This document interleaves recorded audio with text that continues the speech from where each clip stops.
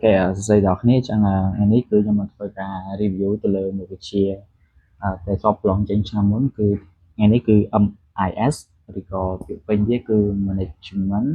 Information System ដែលនឹងធៀបប្រឡង state exam នៅពេលខាងមុខអញ្ចឹងនិយាយទៅ channel មួយនេះគឺសម្រាប់អ្នកដែលគាត់រៀនខាង IT រៀន technology រៀន code រៀនអីហ្នឹងគឺ yes គឺអាចនឹង follow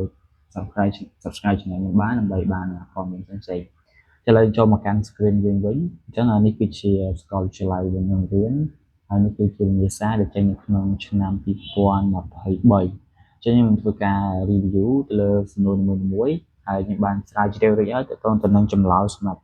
សំណួរទាំងអស់ហ្នឹងគឺខ្ញុំបាន research ខ្លះហើយបានស្រាវជ្រាវខ្លះហើយក៏គិតថាមួយណាដែលតំណងខ្ញុំក៏យកវាមកដាក់វានៅក្នុង document ដើម្បីងាយស្រួលនៅក្នុងការ review ព្រោះថាការប្រឡងនៅឆ្នាំដែលខ្ញុំនឹងប្រឡងហ្នឹងវាអាចនឹងចេញសំណួរត្រែឬក៏វាអាចនឹងសំណួរបែបហ្នឹងគ្រាន់តែវាលក្ខណៈទៅជាអីមួយផ្សេងឬក៏សំណួរផ្សេងតែវាប្រហែលហ្នឹងអញ្ចឹងដើម្បីងាយស្រួលដល់ខ្ញុំរៀនសំណួរគេចេញឆ្នាំចាស់ដើម្បីធៀងខ្លួនសម្រាប់ឆ្នាំបន្តទៀតចាកុំឲ្យខាត់ពេលយូរយើងចូលមកកាន់សំណួរទី1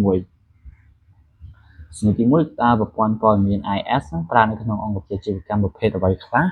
ចូលបញ្ជាក់ពីមុខរបរនិងតួនាទីនៃប្រភេទនីមួយៗដោយលើកឧទាហរណ៍ជាការពន្យល់អូខេអញ្ចឹងគេចង់និយាយថាinformation system ហ្នឹងនៅក្នុងអាជីវកម្មណាខ្លះហើយគេឲ្យយើងបញ្យល់តទៅនឹងប្រភេទឬក៏តួនាទីរបស់វាអញ្ចឹងចាអ្វីដែលខ្ញុំបាន research ឃើញគឺនេះប្រព័ន្ធព័ត៌មាន IS ហ្នឹងគឺជាប្រើនៅក្នុងប្រព័ន្ធតម្រូវការឬក៏ស្ថាប័នជាច្រើនរួមមានអីដែលគេប្រើហ្នឹងវាមានប្រព័ន្ធដំណើរការប្រតិបត្តិការឬក៏ជាភាសាអង់គ្លេសគឺ Transaction Processing System បើភាសាកាត់គេសរសេរ TPS ហើយអាហ្នឹងវាមានមុខងារនិងតួនាទីដូចជាវាប្រមូលកត់ត្រារក្សាទុកនិងធ្វើបច្ចុប្បន្នភាពទិន្នន័យដែលកើតឡើងពីប្រតិបត្តិការអាជីវកម្មប្រចាំថ្ងៃហើយវាជាមូលដ្ឋានគ្រឹះសម្រាប់ប្រព័ន្ធព័ត៌មានដទៃទៀតហើយសម្រាប់ឧទាហរណ៍នៅក្នុងគឺតកតងទៅនឹងប្រព័ន្ធ system POS point of sale ហ្នឹងដូចជានៅក្នុងផ្សារទំនើបដែលគេធ្វើការកត់ត្រារាល់ការលក់ប្រព័ន្ធបើកប្រាក់បៀវត្សដែលគណនានិងបើកប្រាក់បៀវត្សដល់បុគ្គលិកនិងប្រព័ន្ធគ្រប់គ្រងសម្បត្តិយន្តហោះឬក៏ប្រព័ន្ធអីផ្សេងអញ្ចឹងពេលដល់គ្នាចូលទៅហាងឬក៏ម៉ាតអីទូទៅហ្នឹងដល់គ្នាឃើញហើយគឺគេមានកន្លែងសម្រាប់ scan គេមានទិន្នន័យរបស់គេសម្រាប់មាន stock ប៉ុន្មានមានអីប៉ុន្មានពេលយើងទិញអីទៅយើងហុចតំណែងឲ្យគេ scan ហើយអញ្ចឹងវាអាចនឹង count stock នឹងអូតូហើយ yes វាប្រមូលវាក៏ត្រាទុករក្សាទុកទិន្នន័យពេលដែលគេដាក់ទិញទិន្នន័យថ្មីចូលគឺវាធ្វើ update អីចឹងហ្នឹងគឺជាអីគេដែលប្រើរាល់ថ្ងៃភាគច្រើនហ្នឹងគឺ transaction processing system ហ្នឹងឯងដល់ពេលប្រព័ន្ធទី2គឺ management information system MIS ចាហ្នឹងគឺវាមុខងារនិងតួនាទីរបស់វាគឺប្រើប្រាស់ទិន្នន័យដែលបានពី TPS ដើម្បីបង្កើតរបាយការណ៍សង្ខេបនិងរបាយការណ៍លម្អិតសម្រាប់អ្នកគ្រប់គ្រងកម្រិតកណ្ដាលវាជួយក្នុងការត្រួតពិនិត្យដំណើរការនិងធ្វើការសម្រេចចិត្តបែបយុទ្ធសាស្ត្ររយៈពេលខ្លីទៅមធ្យមអូខេអានេះគឺតកតងទៅនឹងការ management តែម្ដងអាមុនហ្នឹងគឺគ្រាន់តែជាការគ្រប់គ្រងចំនួនទិន្នន័យ update ទិន្នន័យទេតែនេះគឺយកទិន្នន័យទាំងអស់ហ្នឹងមក execute យកទិន្នន័យទាំងអស់ហ្នឹងមកធ្វើការវិភាគដើម្បីបង្កើតទៅជារបាយការណ៍សង្ខេបអីចឹងដើម្បីងាយស្រួលនៅក្នុងការធ្វើទីផ្សារដើម្បីងាយស្រួលនៅក្នុងការធ្វើផែនការសម្រាប់ពេលបន្តទៀតដើម្បីដឹងថាអាជីវកម្មទំនិញណាលក់ដាច់ទំនិញណាលក់អត់សូវដាច់ទំនិញណាដែលគួរតែយកថែមអីចឹងដើម្បីការពារការដាច់ stock អីជាដើមអញ្ចឹងទៅចឹងនេះក៏ឧទាហរណ៍ឲ្យដែរថារបាយការណ៍លក់នេះដូចជារបាយការណ៍លក់ប្រចាំខែក្នុងហាងតាមតំបន់ដូចជារបាយការណ៍ស្តុកទំនិញឬក៏របាយការណ៍ថវិកាធៀបនឹងផែនការអីចឹងទៅចាហ្នឹងគឺវាបែបហ្នឹងដល់ពេលប្រព័ន្ធព័ត៌មានទី2គឺប្រព័ន្ធព័ត៌មានដែលគ្រប់គ្រងដល់ការសម្រេចចិត្តឬក៏ decision support system ភាសាអង់គ្លេសគឺ DSS ចឹងទុកមុខងារនិងតួនាទីរបស់វាគឺជួយដល់អ្នកគ្រប់គ្រងកម្រិតកណ្ដាលនិងជាន់ខ្ពស់នៅក្នុងការវិភាគបញ្ហាស្មុគស្មាញនិងធ្វើការសម្រេចចិត្តដែលមិនមានលក្ខណៈជាប្រចាំថ្ងៃបានថាវាលក្ខណៈមិនមែនប្រចាំថ្ងៃទេគឺយូរគេមកធ្វើពីម្ដងអញ្ចឹងទៅវាប្រើប្រាស់ទិន្នន័យនិង model វិភាគ analytical model ដើម្បីស្វែងរកដំណោះស្រាយនិងវិតម្លៃផ្សេងៗ ហើយឧទាហរណ៍អានេះគេឧទាហរណ៍ដូចជាប្រព័ន្ធវិភាគហានិភ័យកម្ចីរបស់ធនាគារប្រព័ន្ធព្យាករណ៍តម្រូវការផលិតផលដែលផ្អែកទៅលើទិន្នន័យលក់និងកត្តាទីផ្សារនិងប្រព័ន្ធកំណត់តម្លៃផលិតផលអូខេអានេះគឺជា system មួយដែលជួយដល់ការសម្រេចចិត្តរបស់យើងដល់ពេលទី4គឺប្រព័ន្ធគ្រប់គ្រងនយោបាយប្រតិបត្តិឬក៏ executive support system អញ្ចឹងអាហ្នឹងវាមាន2ឈ្មោះវាអានេះក៏បានក៏ executive information system អញ្ចឹងវាមានទូនាទីនិងមុខងារដូចជាផ្ដល់ព័ត៌មានសង្ខេបកម្រិតខ្ពស់ងាយស្រួលដល់នយោបាយប្រតិបត្តិធ្វើការតាមដានដំណើរការរួមរបស់ស្ថាប័នវិភាគនិន្នាការនិងធ្វើការសម្រេចចិត្តតាមបែបយុទ្ធសាស្ត្ររយៈពេលវែងវារួមបញ្ចូលអំពីប្រភពខាងក្នុងនិងខាងក្រៅឧទាហរណ៍ dashboard ដែលបង្ហាញនៅសូចនាករប្រតិបត្តិការសំខាន់ដូចជាប្រាក់ចំណេញចំណែកទីផ្សារការពេញចិត្តរបស់អតិថិជននិងការវិភាគអូខេចានេះវាបានន័យថាវានឹងយកទិន្នន័យរយៈពេលយូរមកធ្វើការ execute ដើម្បីបំលែងដូចជា dashboard ឬក៏ graph ដែលយើងអាចមើលឃើញដោយអាចមើលឃើញពីប្រាក់ចំណេញចំណែកទីផ្សារនិងការពេញចិត្តរបស់អតិថិជននិងការវិភាគចំណាយផលអាជីវកម្មអូខេចឹងដល់ពេលចំណុចនេះចុងក្រោយគឺប្រព័ន្ធគ្រប់គ្រងចំណេះដឹងឬក៏ knowledge management system មុខងារទូនាទីរបស់វាមុខងារទូនាទីវាជួយក្នុងការបង្កើតចែករំលែករក្សាទុកនិងប្រើប្រាស់ចំណេះដឹងនិងជំនាញនៅក្នុងស្ថាប័នពីលើកកម្ពស់ការច្នៃប្រឌិតការដោះស្រាយបញ្ហានិងការរៀនសូត្ររបស់អង្គភាពឧទាហរណ៍មូលដ្ឋានទិន្នន័យនៃ best practice វេទិកាភាសាផ្ទៃក្នុងសម្រាប់អ្នកជំនាញប្រព័ន្ធគ្រប់គ្រងឯកសារនិងព័ត៌មានជំនាញអូខេនេះដូចជាបើតាមខ្ញុំមើលទៅវាដូចជាការអាចនិយាយថាដូចជាការធ្វើជា machine learning ឬក៏ AI មួយដែលយើងផ្ដល់ចំណេះដឹងបរិញ្ញាបត្រទៅនឹងរបៀបនៅក្នុងការធ្វើការរបស់ស្ថាប័នយើងហើយសម្រាប់ឲ្យវាជួយយើងវិញនៅពេលដែលយើងចង់ដឹងអីមួយវាលក្ខណៈថាយើងផ្ដល់នៅទិន្នន័យជាច្រើនដល់វាទៅនឹងស្ថាប័នរបស់យើងពេលដែលយើងត្រូវការឬក៏បើសិនជាយើងជាមនុស្សយើងចិត្តអាចនឹងភ្លេចតែនៅពេលដែលយើងប្រើប្រព័ន្ធ system ហ្នឹងវានឹងជួយផ្ដល់ detail ឲ្យយើងមាន different អីច្រើនតែនឹងទៅអូខេឥឡូវសំណួរទី1វាប៉ុណ្ណឹងខ្ញុំគិតថាខ្ញុំចង់ research ខ្លះយើងគាត់ទៅយល់ពីអាហ្នឹងមកយើងមិនគ្រាន់តែអានឲ្យចាំទេខ្ញុំគិតថាយើងគាត់ទៅយល់ចាសរុបមកវិញអានេះគឺវាមានច្រើនប្រភេទអាជីវកម្មដែលគេប្រើវាមាន transaction processing system ខ្ញុំចង់មើល example so វាអាចមើល detail បន្ថែមបានចង់មើលរូបភាព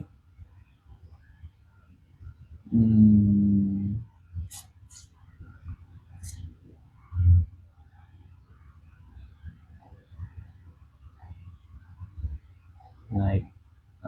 in Cambodia what is the in Cambodia this one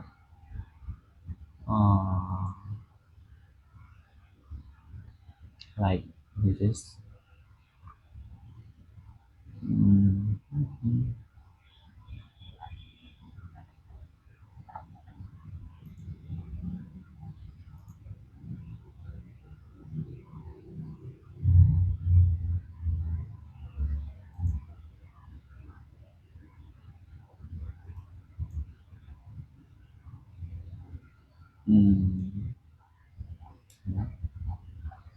cái làយើងចូលមកដល់សំណួរទី2គឺតើប្រព័ន្ធព័ត៌មានណាដែលមានលទ្ធភាពប្រើសម្រាប់ការប្រមូលរក្សាទុកនិងធ្វើដំណោះស្រាយទិន្នន័យដែលតាក់ទងទៅនឹងប្រតិបត្តិការអាជីវកម្មប្រចាំថ្ងៃចូលពន្យល់ពីរបៀបដំណើរការប្រព័ន្ធនេះដោយមានទោះបញ្ជាក់អូខេអានេះគឺដូចជាយើងយកអាសំណួរទី1មកចំណុចTPS ហ្នឹងមកប្រតិថែចំណុចក្នុងនេះគេឆ្លើយថាប្រព័ន្ធព័ត៌មានដែលមានលទ្ធភាពសម្រាប់ការប្រមូលរក្សាទុកនិងដំណើរការទិន្នន័យ តើតើត្រង់ប្រតិបត្តិការជាកម្មចំណាយគឺប្រព័ន្ធព័ត៌មានប្រព័ន្ធដំណើរការប្រតិបត្តិការឬក៏ transaction processing system គេមិនថាវានេះចុះពេក this would be good demand so this can feel like feel this better okay feel this better right yes it's better ចឹងអាហ្នឹងគឺនិយាយទៅទៅនឹង TPS ហ្នឹងហើយចឹងអានេះគឺការពន្យល់ការប្រមូល collection TPS វានឹងចាប់យកទិន្នន័យនៅពេលដែលប្រតិបត្តិការកើតឡើងឧទាហរណ៍នៅពេលដែលអតិថិជនទិញទំនិញនៅហាងម៉ាស៊ីន scan barcode នៅក្នុង map ហ្នឹងនិងប្រព័ន្ធ POS នឹងប្រមូលយកទិន្នន័យអំពីផលិតផលបរិមាណនិងតម្លៃនិងពេលវេលាលក់អូខេហើយយើងយកម៉ាស៊ីន scan មកយើងយកម៉ាស៊ីន scan product យើងផុតចឹងទៅគឺវានឹង scan ពីពេលវេលាពេលវេលាព័ត៌មានផលិតផលផលិតផលនៃគេបរិមាណប្រមាណតម្លៃប៉ុន្មានអូខេហើយពេលចំណុចនេះគឺការរក្សាទុក storage ចឹងទិន្នន័យដែលបាន scan ហ្នឹងវានឹងយកទៅ save នៅក្នុង database សម្រាប់ប្រើប្រាស់នៅពេលក្រោយទៀតហើយព័ត៌មានលម្អិតនៃការលក់មួយៗហ្នឹងគឺត្រូវបានរក្សាទុកនៅក្នុង database អូខេហើយចំណុចនេះទៀតគឺការធ្វើដំណោះស្រាយឬក៏ processing ដំណើរការអញ្ចឹងTPS នឹងដំណើរការទិន្នន័យនេះវារួមបញ្ចូលការធ្វើបច្ចុប្បន្នភាពកម្រិតស្តុកទំនិញគណនាលុយដែលត្រូវអាប់ការចេញប្រកាសយកបាត់ឬធ្វើការបច្ចុប្បន្នភាពគណនេយ្យអតិថិជនដំណើរការនេះត្រូវតែមានភាពត្រឹមត្រូវអាចទុកចិត្តបានឆាប់រហ័សឬវាជាមូលដ្ឋានគ្រឹះនៃប្រតិបត្តិការរបស់ក្រុមហ៊ុនអូខេចឹងវាត្រូវតែអញ្ចឹងហើយសរុបមក TPS ហ្នឹងវាគឺចាំបាច់សម្រាប់ដំណើរការអាជីវកម្មប្រចាំថ្ងៃនៃសេដ្ឋកិច្ចវាជាប្រភពទិន្នន័យសំខាន់សម្រាប់ប្រព័ន្ធព័ត៌មានកម្រិតខ្ពស់ផ្សេងទៀតដូចជា MIS ឬក៏ DSS អូខេហ្នឹងដូចជា basic មួយចឹងណាហ្នឹងវាត្រូវតែពីច្រើនគឺត្រូវតែមានហ្នឹងហើយ TPS ហ្នឹងអូខេហើយចូលមកដល់សំណួរទី3គេសួរថាតើប្រព័ន្ធព័ត៌មានអ្វីដែលត្រូវបានរចនាឡើងដើម្បីផ្ដល់ឲ្យអ្នកគ្រប់គ្រងនៅព័ត៌មានសម្រាប់ការសម្រេចចិត្តតាមរបាយការណ៍និងឧបករណ៍វិភាគចូលពន្យល់អំពីដំណើរការនៃប្រព័ន្ធនេះទៅលើចាសំណួរទី2ទី3ហ្នឹងវាសុទ្ធតែយកអាសំណួរទី1ដែលយើងនិយាយអំពីប្រភេទ system ផ្សេងៗហ្នឹងយកមកបញ្ជាក់បន្ថែមដែលមានឧទាហរណ៍លើកនៅក្នុងអញ្ចឹងទៅអញ្ចឹងបើយើងយល់ពីសំណួរទី1សំណួរទី2ទី3ក៏យើងអាចឆ្លើយបានងាយស្រួលដែរជាបើតាមខ្ញុំគិតអាសំណួរទី3ហ្នឹងដូចជា management information system I think នេះcòn những cái đấy thìយើងចូលទៅមើលចម្លើយវិញចម្លើយរបស់វាគឺ yes ត្រូវ management information system អូខេបើយើងចាក់សំណួរទី1យើងចូលមកដល់សំណួរផ្សេងៗក៏យ៉ាងឆ្លើយបានដែរអានោះវាដូចគ្នាបើសិនជាអ្នកនរគ្នាអាចយល់អំពីអភិញ្ញាសាឆ្នាំ23ឆ្នាំ22អញ្ចឹងទៅដល់ឆ្នាំក្រោយខ្ញុំជឿថាអ្នកនរគ្នានឹងមាន basic ខ្លះក្នុងការយល់អំពីសំណួរដែលគេចង់សួរហើយយើងអាចឆ្លើយបានដោយ best ទៅនៅលើដែលយើងមានពីមុនអញ្ចឹងទៅតែនេះដូចគ្នា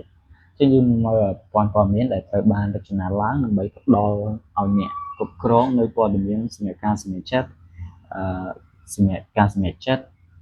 តាមរយៈរបាយការណ៍ឧបករណ៍វិភាគហើយដំណើរការវាមានអីខ្លះអញ្ចឹងណាអញ្ចឹងដំណើរការរបស់វាគឺអនគេនិយាយនេះសម្រាប់ការសម្រេចចិត្តតាមរបាយការណ៍ឧបករណ៍គឺប្រព័ន្ធព័ត៌មានគ្រប់គ្រងឬក៏ management information system ហើយរបៀបដំណើរការវាគឺវានឹងប្រមូលយកទិន្នន័យ MIS អញ្ចឹងរបៀបដំណើរការរបស់ MIS ហ្នឹងគឺវានឹងប្រមូលយក data ពីប្រព័ន្ធប្រតិបត្តិការពី TPS របស់យើងនឹងនៅក្នុងស្ថាប័នដូចជាទិន្នន័យលក់ទិន្នន័យ stock ទិន្នន័យធនធានមនុស្សឬក៏ទិន្នន័យហិរញ្ញវត្ថុបើក្រុមហ៊ុនផ្សេងៗមានទិន្នន័យតាមប្រភេទផ្សេងគ្នាចឹងតែនេះពីច្រើនគឺអាចជា best ទៅលើកន្លែងទិន្នន័យចឹងតែព្រោះយើងមានការលក់មាន stock អីចឹងហើយទី2គឺដំណើរការទិន្នន័យចឹងទិន្នន័យដែលបានប្រមូលយកហ្នឹងត្រូវបបសរុបshort ឬក៏តម្រៀបបែងចែកតាមក្រុមឬក៏គ្រប់វាហើយនឹងធ្វើការ analyze ឬក៏វិភាគ ដើម្បីបង្កើតជាព័ត៌មានដែលមានអត្ថន័យហើយឧទាហរណ៍របាយការណ៍លក់រាយរងប្រចាំថ្ងៃពី TPS អាចត្រូវបានបូកសរុបដើម្បីបង្កើតរបាយការណ៍ប្រចាំសប្តាហ៍ឬក៏ប្រចាំខែ Okay I got it I can explain you បានន័យថាយើងនឹងប្រមូលយក data លក់ប្រចាំថ្ងៃពី database ពី table ផ្សេងៗហ្នឹងយកមកធ្វើការបូកសរុបចូលគ្នាដើម្បីដឹងពីទិន្នន័យលក់ប្រចាំសប្តាហ៍តើសប្តាហ៍ហ្នឹងបានប៉ុន្មានឬក៏ប្រចាំខែតើខែហ្នឹងបានប៉ុន្មានហ្នឹងគឺជា process របស់អាហ្នឹងពេលចំណុចទី3គឺការបង្កើតរបាយការណ៍អញ្ចឹងMIS ហ្នឹងវាអាចបង្កើតរបាយការណ៍ជាច្រើនប្រភេទវាមានដូចជារបាយការណ៍តាមកាលវិភាគឬក៏ schedule report ដូចជាប្រចាំថ្ងៃប្រចាំសប្តាហ៍ឬក៏ប្រចាំខែហើយរបាយការណ៍ទី2គឺរបាយការណ៍តាមតម្រូវការនិយាយថាបាទនេះដូចជា base អញ្ចឹងគឺតែងតែមានតម្រូវការរហូតតែនេះតាមតម្រូវការចង់បានទេdemand report អញ្ចឹងអាហ្នឹងបង្កើតនៅពេលដែលអ្នកគ្រប់គ្រងត្រូវការដូចជារបាយការណ៍ stock សម្រាប់លទ្ធផលជាក់លាក់ណាមួយអូខេគឺវានឹងបង្កើតនៅពេលដែលយើងចង់បានសម្រាប់ specific product specific data អីចឹងទៅនេះរបាយការណ៍លើកលែង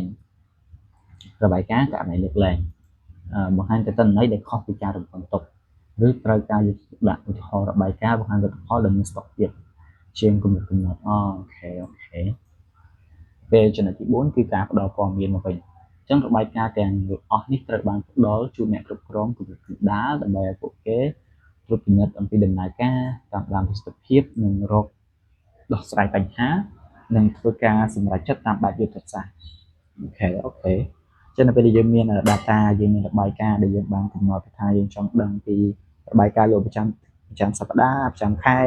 ទៅយើងអាចកំណត់យើងអាចដឹងថាតំណែងណាលក់ដាច់តំណែងណាអត់លក់ដាច់តំណែងណាដែលគួរតែកាត់បន្ថយ stock តំណែងណាដែលគួរតែទិញចូលឲ្យច្រើនគឺអាហ្នឹងគឺជាការជួយយើងហើយយើងបើទៅហៅគេឲ្យតាឧទាហរណ៍ថា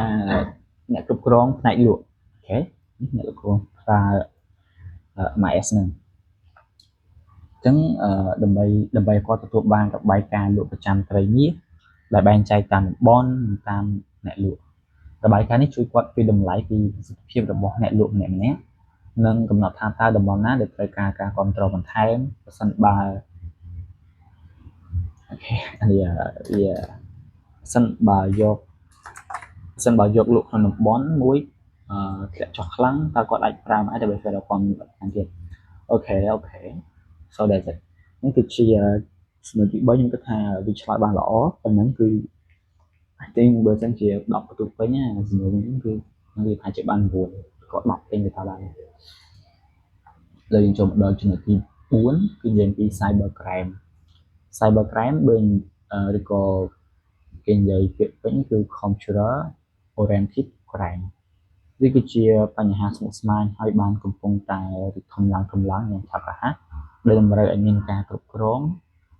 យកចិត្តទុកដាក់កាន់តែខ្ពស់ថែមទៀតអញ្ចឹងចូលប្រាប់ពីវិធីជាក់លាក់ដើម្បីការពារទទួលជំនាញ cyber crime ដោយលើកឧទាហរណ៍បញ្ជាក់ឲ្យបានបោះក្បាយអូខេ cyber crime ចុះបើក្នុងនេះគេនិយាយអំពី cyber crime ដែរ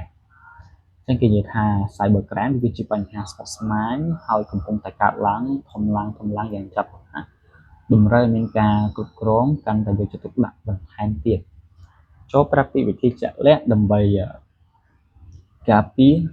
ទប់ទល់នឹង cyber crime ដោយឧទាហរណ៍បញ្ជាក់ឲ្យបានក្បោះក្បាយអញ្ចឹង cyber crime ហ្នឹងឬក៏ឧក្រិដ្ឋកម្មតាមប្រព័ន្ធកុំព្យូទ័រវាជាបញ្ហាធំស្មាញហើយការពារទាមទារនៅវិធីសាស្ត្រច្រើនដែលរួមបញ្ចូលទាំងបច្ចេកវិទ្យានយោបាយនិងការអប់រំហើយដើម្បីការពារនិងទប់ទល់វិធីសាស្ត្រវិមានវិជាការប្រើប្រាស់ពាក្យសម្ងាត់រឹងមាំឬក៏ strong password ហើយនិង access control ហើយការប្រើប្រាស់ពាក្យ password ដែលពិបាកដែលរឹងមាំហើយនិងការគ្រប់គ្រងការចូលប្រើប្រាស់ចាវិធីសាស្ត្រវាគឺតម្រូវឲ្យអ្នកប្រើប្រាស់ហ្នឹងបង្កើតពាក្យសម្ងាត់ដ៏ស្មុគស្មាញដែលមានអក្សរធំអក្សរតូចលេខនិងសញ្ញាហើយបដូរវាទាំងទាត់គេដូចថាយើងមាន password Gmail password Facebook គួរតែប្រើអក្សរធំអក្សរតូចសញ្ញាលេខគ្នាចឹងទៅហើយ សាដូរវាដើម្បីឲ្យជៀសវាងការដែលយើងត្រូវបានគេ hack ឬក៏ password ចាស់ហ្នឹងត្រូវបានគេយកបានហើយអនុវត្តគោលការណ៍ list privilege ដោយផ្ដល់សិទ្ធិចូលប្រើប្រាស់ក្នុងប្រព័ន្ធត្រឹមតែពេលចាំបាច់បំពេញការងារ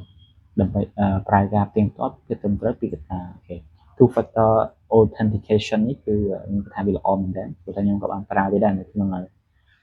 Gmail របស់ខ្ញុំនៅក្នុង Gmail Gold ខ្ញុំប្រើនៅក្នុង Telegram ខ្ញុំប្រើដែរអញ្ចឹងពេលខ្ញុំចង់ login មួយ scan QR ហើយត្រូវ make sure ត្រូវ verify ជាមួយនឹង2FA នឹងទៀតបានអាច login ចូល account នេះបានអញ្ចឹងថាមាន password ហើយគឺអត់ទាន់គ្រប់គ្រាន់ទេ so that's it ចឹងក៏គេឲ្យឧទាហរណ៍យើងដែរថាបុគ្គលិកផ្នែកទីផ្សារមានសិទ្ធិចូលមើលទិន្នន័យអតិថិជន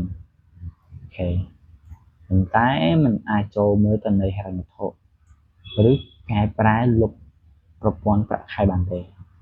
តែរាល់ពេលចូលប្រើ email ក្រុមហ៊ុនពីឧបករណ៍ថ្មីតម្រូវមានការបញ្ចូលលេខកូដដែលផ្ញើទៅលេខទូរស័ព្ទដៃបន្ថែមពីលើវាសម្ងាត់អូខេយល់ពីប្រសាសន៍ហ្នឹងហើយ yes ខ្ញុំគិតថានេះគឺជាសំណួរចម្លើយដ៏ល្អសម្រាប់សំណួរហ្នឹងមែនតើបើសិនជាខ្ញុំគ្រូប្រហែលជា15បន្ទុកនេះមិនពេញអូខេចំណុចទី2គឺការដំឡើងនិងធ្វើបច្ចុប្បន្នភាពកម្មវិធីការពារមេរោគឬក៏ firewall antivirus ឬក៏ firewall អូខេអញ្ចឹងកុំព្យូទ័រយើងគួរតែមានហ្នឹងគឺថាតែខ្ញុំថាយើងប្រើ firewall របស់ Microsoft Windows ហ្នឹងគឺ enough មកតែយើងចុច download ឬក៏ install យើងទៅក៏ដែរចុះវិធីសាស្ត្រវាគឺយើងដំឡើង antivirus ដែលមានគុណភាពខ្ពស់នៅលើកុំព្យូទ័រនិងម៉ាស៊ីនមេហើយធានាថាវាបានធ្វើការ update ជាប្រចាំដើម្បីទប់ស្កាត់នៅមេរោគចុងក្រោយការប្រើ firewall ដើម្បីត្រួតពិនិត្យនិងត្រងចរាចរណ៍បណ្ដាញ network ទៅនៅ traffic ដោយអនុញ្ញាតតែចរាចរណ៍ដែលស្របច្បាប់និងទប់ស្កាត់ការប៉ុនប៉ងចូលដោយគ្មានអនុញ្ញាតឧទាហរណ៍ firewall រារាំងការភ្ជាប់ពីអាសយដ្ឋាន IP ដែលគេស្គាល់ថាជាប្រភពមេរោគកម្មវិធី antivirus scan ឯកសារដែលបានទាញយកហើយលុបចោលឯកសារណាដែលមានមេរោគអូខេចានេះតើតើទៅនឹងការប្រើការការពារមេរោគបើសិនជាយើងប្រើ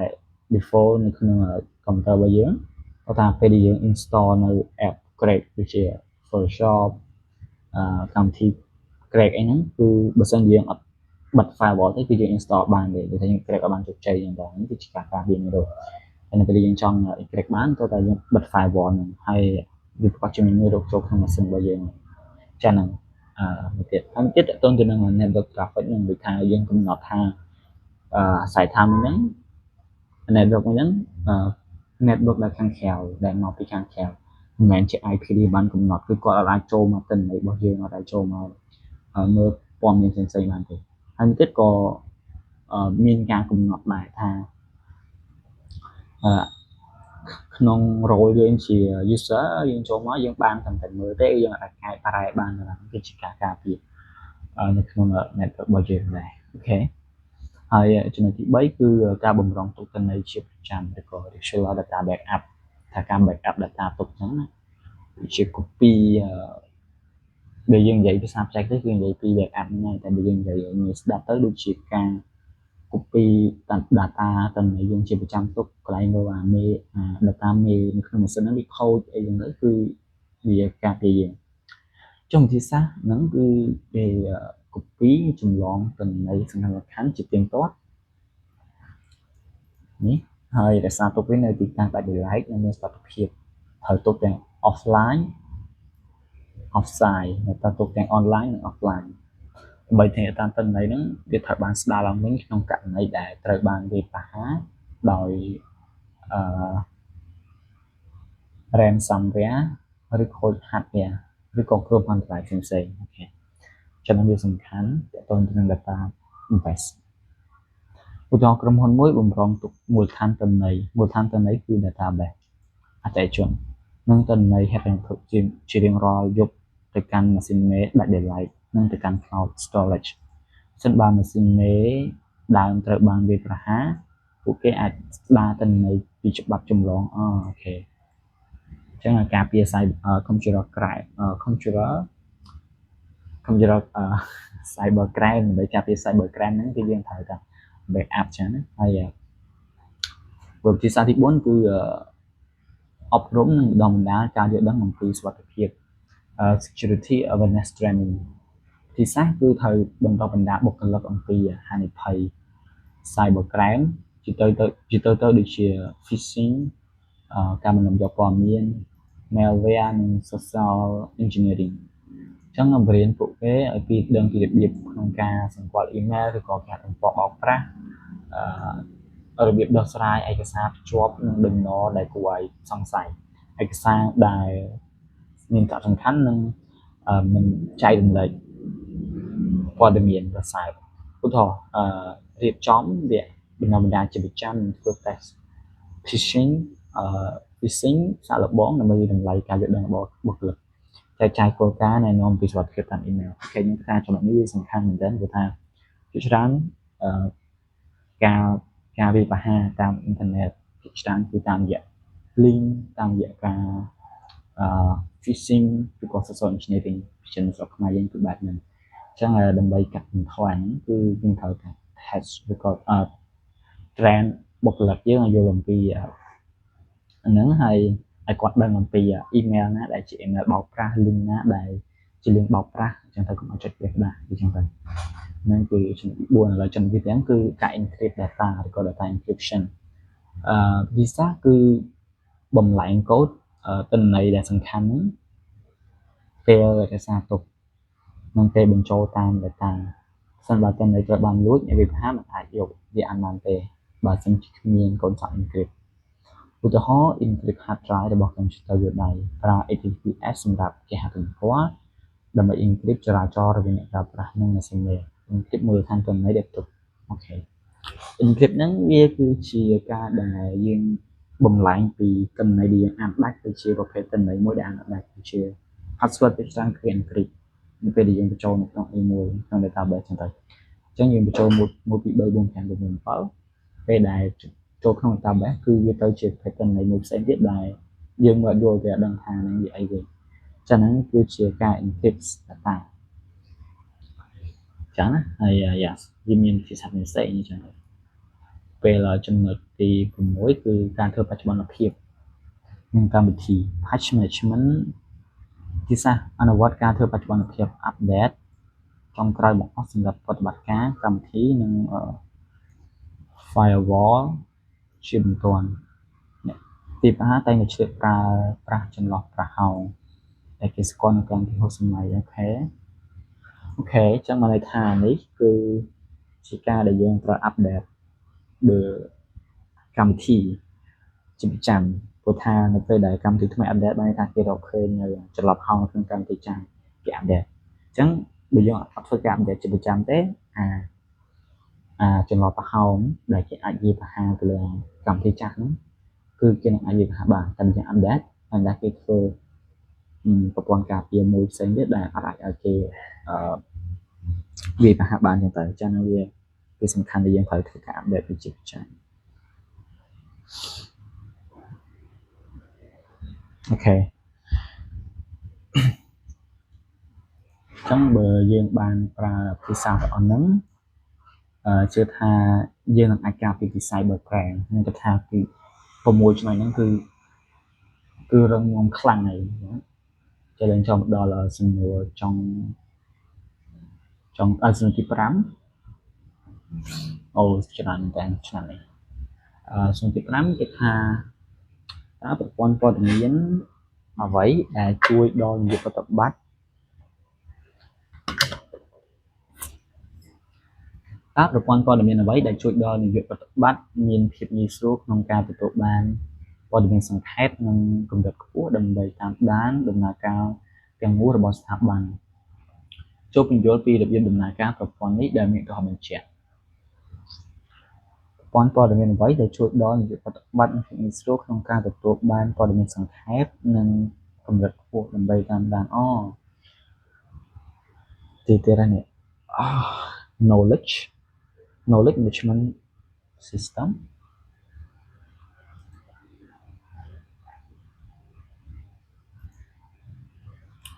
ខុសបណ្ដោយ executive ចឹងព័ត៌មានដែលជួយទៅដល់អ្នកគ្រប់គ្រងប្រតិបត្តិអ្នកmanager បានសូមការគ្រប់គ្រងគឺexecutive នេះ executive information system ឬក៏ executive support system អូខេនិយាយទៅខ្ញុំមើលទៅសិតតាជាការដែលយកនៅអីដែលយើងនិយាយនៅចំណុចទី1មកបញ្ចូលមកបកស្រាយបានលម្អិតខ្លាំងនៅសំណួរបន្ទាប់ៗចានេះគឺដំណើរការរបស់វាគឺវាប្រមូលយកទៅនៃចម្រោះពីប្រភពផ្សេងៗគ្នាដូចជាប្រភពខាងក្នុងគឺទាញយកទៅនៃពី MIS និង TPS ដូចជាទៅនៃលក់សរុបចំណាយសរុបនិងប្រាក់ចំណេញអូខេដល់ពេលខាងក្រៅវាយកពីចំណែកទីផ្សារសកម្មភាពគូប្រកួតប្រជែងក៏ព័ត៌មានសេដ្ឋកិច្ចអត្រាការប្រាក់អតិផរណាជាព័ត៌មានឧស្សាហកម្មនិងព័ត៌មានផ្សេងៗទៀតអូខេអញ្ចឹងដំណើរការវាគឺវាប្រមូលពីខាងក្នុងហើយប្រមូលខាងក្រៅទៀតខាងក្នុងប្រមូលពី MIS ហើយនិង TPS ប្រមូលខាងក្នុងហើយវាមិនត្រឹមតែប្រមូលខាងក្នុងទេវាយកពីខាងក្រៅដូចជា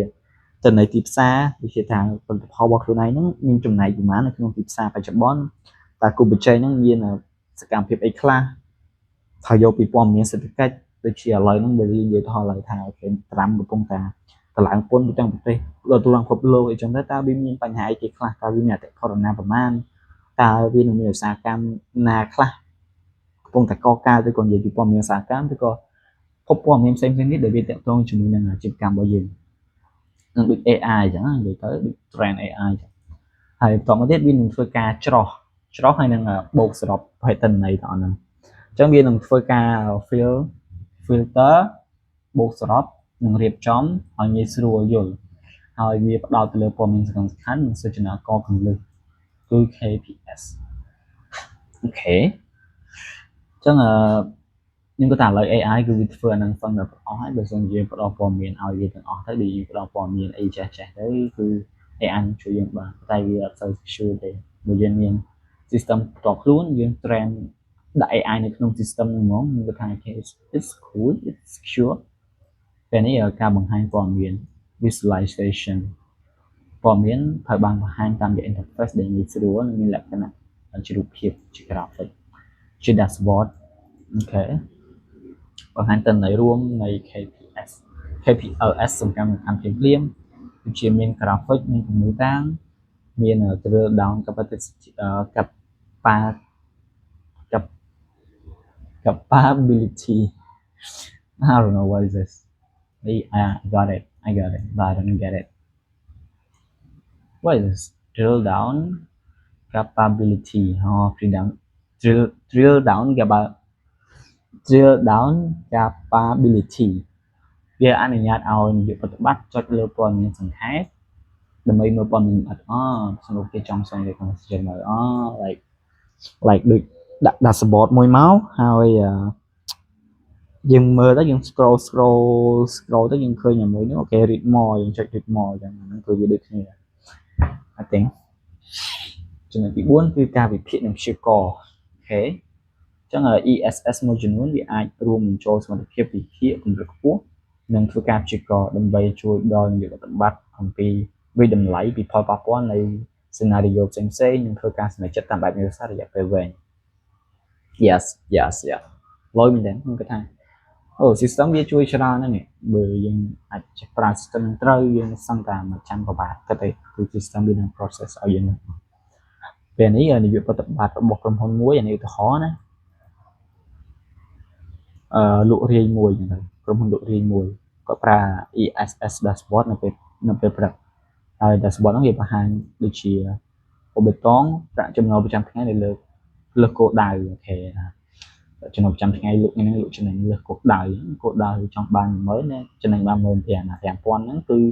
វានឹងលោតទៅជាបេតុងឲ្យយើងឃើញពណ៌លឿងចំណែកទីផ្សារថយចុះនៅក្នុងត្រីមីនីអូខេហើយអាចចុចមើលអត់ឲ្យបានអញ្ចឹងពណ៌ក្រហមការចំណាយលើការដឹកជញ្ជូនការឡើងខ្ពស់លើការរំពឹងទុកអូខេហើយអាច ក៏អាចប្រើវាសម្រាប់មើលរបាយការណ៍ព្យាករណ៍លក់ចាំឆ្នាំឆ្នាំក្រោយដែលផ្អែកលើទិន្នន័យពីមុនទិន្នន័យបច្ចុប្បន្នហើយនឹងនិន្នាការទីផ្សារវ៉ាវលើមែនតើអូខេឥឡូវខ្ញុំចង់ detail នេះតិចខ្ញុំចង់ like ចង់ sample វា let's see okay, let's see this is how it look this is oh slow it off here yeah this is how it look yeah I need to system there oh it's slow page ឥឡូវចូលដល់ចំនួនចុងក្រោយវ៉ាវច្រើនមែនតើតែបើយើងចេះមិនឆ្លើយបានលឿនទេហើយយើងយកទៅយកអូខេខ្ញុំអានមកព្រោះខ្ញុំជួយមកស្ទុះហ្នឹងរៀនយកខ្លះដែរវាមិនពិបាកហ្មងទេសំខាន់តែយើងយល់ពីវាច្រើនសំណួរចុងក្រោយតើព័ត៌មានអ្វីដែលជួយដល់ការរចនាឡើងដើម្បីគ្រប់គ្រងចំណេះដឹងចែករំលែកចំណេះដឹងអានេះខ្ញុំនិយាយមុន knowledge information system knowledge management system KMS let's see yes got it KMS ត្រូវឆ្នាំខ្ញុំប្រឡងចេញជំនួសអញ្ចឹងទៀតមកស៊ីផុយទេគាត់ទៅយល់ថាគេចង់បានអីអញ្ចឹងព្រោះខ្ញុំអាចយល់ដែរចារបៀបដំណើរការវាគឺទីមួយគឺបង្កើតចំណេះដឹង knowledge creation ប្រព័ន្ធអាចកត់ត្រាឬចាប់យកចំណេះដឹងថ្មីដែលកើតឡើងពីបុគ្គលិកឬក្រុមការងារអូខេ like ដូចថាយើងធ្វើអីមួយអញ្ចឹងយើងពេញព័ត៌មានថ្មីអីមួយអញ្ចឹងអាប្រព័ន្ធហ្នឹងវានឹងចាប់យកសកម្មភាពរបស់យើងចំណេះដឹងរបស់យើងហើយនិយាយទៅវាយករបស់ជំនាញរបស់យើងការវិភាគរបស់យើងវាយកទៅរៀនបន្ថែមអញ្ចឹងហើយវាក៏អាចរក្សាទុកចំណេះដឹងហ្នឹងបើយើងអាចនឹងនិយាយយើងអាចនឹងមានចំណេះដឹងតែពេលខ្លះយើងអាចនឹងភ្លេចទៅយើងដឹងពីរបៀបធ្វើយើងខាងធ្វើយើងធ្វើការនេះវាអត់ភ្លេចទេហើយចំណេះដឹងរបស់បង្កើតឬក៏ប្រមូលបានហ្នឹងត្រូវបានរក្សាទុកនៅក្នុងឃ្លាំងចំណេះដឹង knowledge repository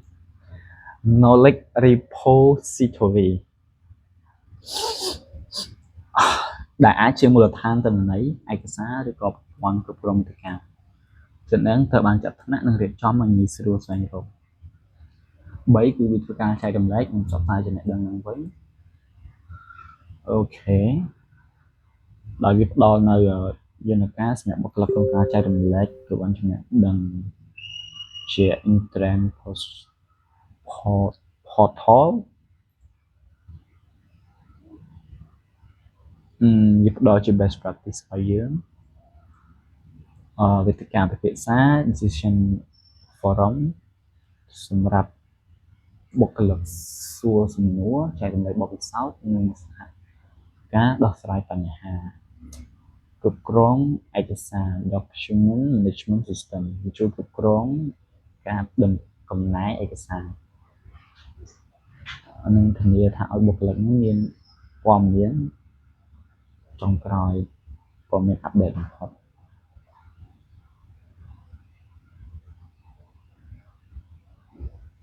ហើយចំណុចចុងក្រោយគឺការប្រើប្រាស់ចំណេះដឹង knowledge application គោលដៅរបស់វាគឺធ្វើឲ្យបុគ្គលិកអាចប្រើប្រាស់ចំណេះដឹងដែលមានក្នុងប្រព័ន្ធដើម្បីធ្វើការសម្រេចចិត្តល្អជាងមុនដោះស្រាយបញ្ហាលឿនជាងមុននិងបង្កើតការច្នៃប្រឌិតថ្មីឧទាហរណ៍ក្រុមហ៊ុនប្រឹក្សាយោបល់មួយប្រើ KMS ដើម្បីរក្សាទុករបាយការណ៍គម្រោងចាស់ករណីសិក្សាដោះស្រាយបញ្ហាដែលបានអនុវត្តក្នុងនោះជានៅពេលដែលគម្រោងថ្មីស្តីងគ្នាក្រុមការងារអាចស្វែងរកក្នុង KMS ដើម្បីរៀនសូត្របទពិសោធន៍មុនជាវិញកំហុសដដែលនឹងទៅក្រុមការងារជាងក្រុមហ៊ុនអភិវឌ្ឍ software ប្រើវេទិកាភាសានៅក្នុង KMS ដើម្បីឲ្យអ្នកអភិវឌ្ឍ developer ហ្នឹងអាចសួរសំណួរបច្ចេកទេសអូខេ Okay, so that's it. Chắc là sẽ đọc một với nha, xin mời tuần buồn nữa, xin mời tuần buồn nữa, chắc là chắc là ok, đọc những ai vô ta an bán, xong rồi để còn thêm vào lòng MIS. Anh chịu sao để cho những function trong phòng phải bấy, thêm rồi phần tí sẽ off.